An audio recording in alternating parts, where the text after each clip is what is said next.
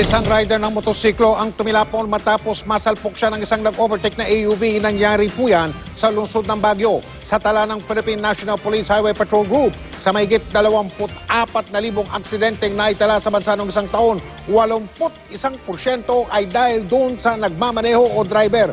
May video po itong susunod na balitang ito ang nakatutok kay si Rafi Tima.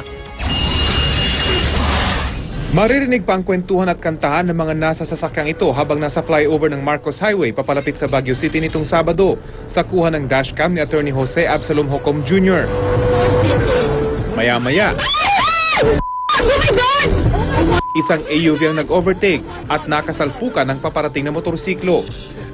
Sumirko ang rider sa ere at bumagsak sa likuran ng nakabanggang AUV.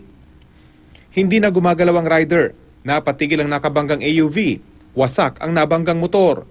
Hindi agad nakababa ang mga sakay ng kotseng may dashcam. Sa kabila ng tindi ng aksidente, buhay daw ang motorcycle rider. Nasa Tuba Benguet ang blotter ng insidente, pero hindi na raw nagdemanda ang biktima dahil inareglo na ng driver ng AUV. Nangyari ang pagsalpok sa palikong bahagi ng flyover.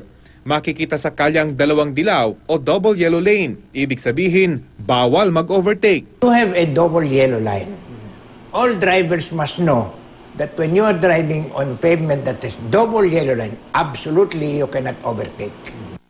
Nilalagay ang double yellow lane o bawal ang mag-overtake sa bahagi ng kalsada na pakurbada o kaya naman ito ay tulay o flyover. Bilang hudyat na delikado ang pag-overtake dahil hindi makikita ng driver kung siya'y may kasalubong. Pansin naman ng motoring expert nang sumalpok ang rider sa AUV, agad natanggal ang kanyang helmet. Siyempre, when you use this helmet, you should always strap it. It could be na natanggal yung strap o baka hindi nakapa-strap. But fortunately, nang naglanding siya, hindi ulo ang tumama.